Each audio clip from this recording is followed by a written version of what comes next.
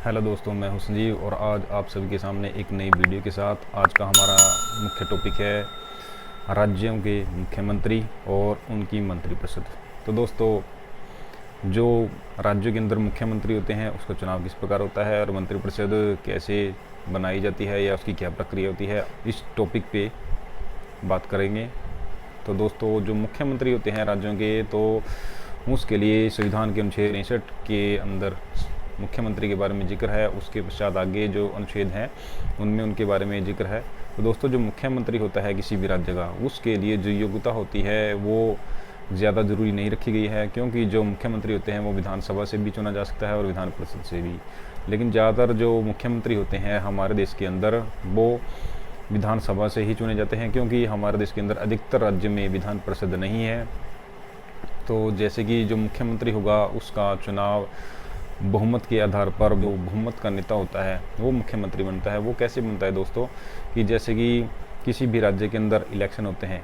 उदाहरण के लिए हरियाणा के अंदर जो इलेक्शन होता है मुख्यमंत्री का, तो हरियाणा के अंदर 90 सीटें हैं दोस्तों। तो उन सीटों पे जब इलेक्शन होता है तो उनमें से जिस भी पार्टी के पास 46 सीटें होंगी या 46 से ऊपर होंगी तो वो पावर में आ जाती है दोस्तों। तो जो राज्यपाल होते हैं उस राज्य के, तो वह उस पार्टी के मुखिया को, जो उनका लीडर माना जाता है एक तरह से, उन्हें बहुमत साबित करने के लिए बोलते हैं। फिर वो विधानसभा में अपना बहुमत साबित करते हैं दोस्तों। इस प्रकार से जो राज्य का मुख्यमंत्री होता है वो चुन जाता है।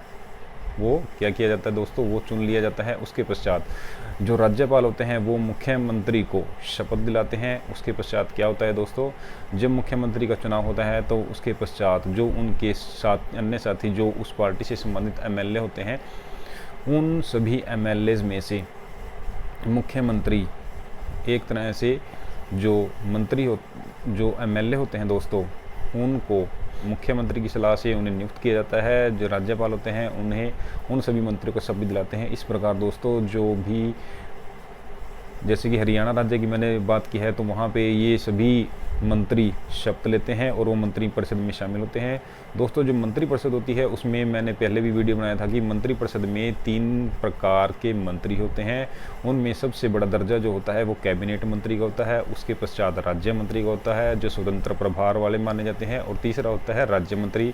और इन राज्य मंत्री को उप मंत्री भी कहा जाता है दोस्तों।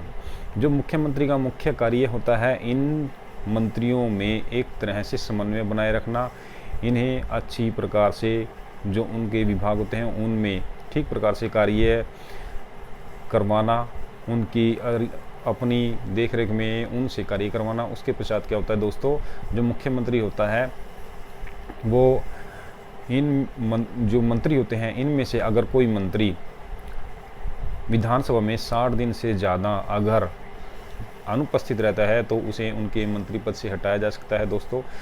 और इसके साथ साथ मैं आपको ये भी बताना चाहूँगा कि जो ये मंत्री होते हैं ये राज्यपाल के प्रसाद पर्यंत तक अपने पद पर बने रहते हैं। जब मुख्यमंत्री को लगता है कि कोई भी मंत्री अपने पद का अच्छी प्रकार से कार्य, अपने पद पे अच्छी प्रकार से कार्य नहीं कर रहा है, तो वो राज्यपाल को अपनी सलाह के द्वारा उस मंत्री को हटा सकता है।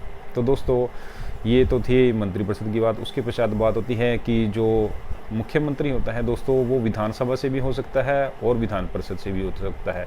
उदाहरण के लिए जैसे कि मैंने अभी हरियाणा की बात करी, तो जैसे कि आप सभी ये सोच रहे होंगे कि विधान परिषद से कैसे, कि जैसे एक बिहार का एग्जाम्पल था कि जो विधान परिषद है बिहार की, तो वहाँ से नीतीश जो थे वो विधान परिषद से चुने गए थे। मंत्री होते हैं अगर वो अच्छी प्रकार से कार्य नहीं करते हैं या कोई और रीज़न होता है जिसकी वजह से वो उस पार्टी का जो नेता माना जाता है, जिनके पास बहुमत होता है, तो वो राज्यपाल को बोलकर उस मंत्री को हटा सकते हैं। जैसे कि बिहार में जीतन राम मांझी थे, उन्हें नीतीश ने राज्यपाल से कहकर उनके पद से हटवा दिया था। तो उसके पश्चात वहाँ पे अपना बहुमत साबित किया और दोबारा से जो नीतीश थे बिहार के मुख्यमंत्री बने। तो दोस्तों, आगे बात करते हैं कि जो विधानसभा होती है और विधान परिषद होती है उनके लिए क्या योग्यता होती है दोस्तों। जो विधानसभा होती है दोस्तों के लिए आयु सीमा 25 वर्ष रखी जाती है। वो किसी भी लाभ के पद पे न हो, वो भारत का नागरिक हो, इस प्रकार से वो विधानसभा का सदस्य बनने की योग्यता रखता हो। इसी प्रकार से जो विधान परिषद होती है दोस्तों, उसके लिए क्या योग्यता होनी चाहिए दोस्तों? जो विधान परिषद होती है उसके लिए योग्यता होती है 30 वर्ष, कम से कम 30 वर्ष होने चाहिए। वो भारत का नागरिक होना चाहिए, वो पागल या दिवालिया नहीं होना चाहिए। ठीक है दोस्तों, तो आप सभी को पता चला होगा कि विधानसभा और विधान परिषद के लिए क्या योग्यता चाहिए। उसके पश्चात बात करते हैं कि जो विधान सभा होती है उसके अंदर जो अध्यक्ष होता है, वो जो विधानसभा होती है वो अपने में से ही विधानसभा के अध्यक्ष को चुनते हैं और उसका उपाध्यक्ष भी अपने में से ही चुनाव करके आपस में ही बना देते हैं।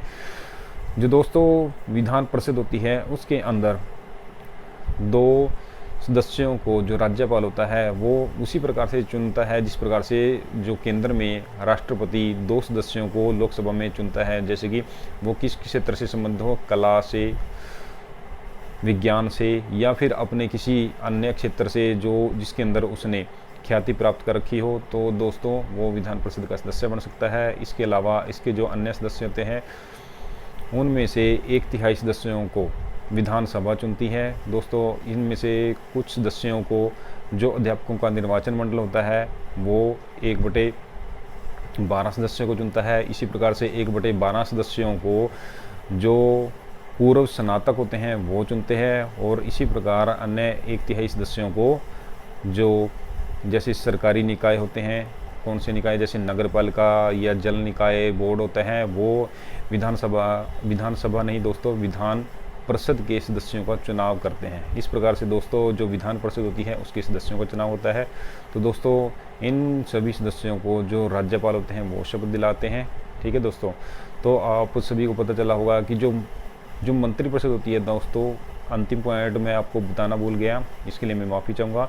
तो बताना चाहता हूँ कि जो मंत्रिपरिषद के सदस्य होते हैं, यदि जब तक जो मुख्यमंत्री होता है या उनकी पार्टी होती है वो अपने समय तक उस समय तक मंत्रिपरिषद के सदस्य बने रहते हैं।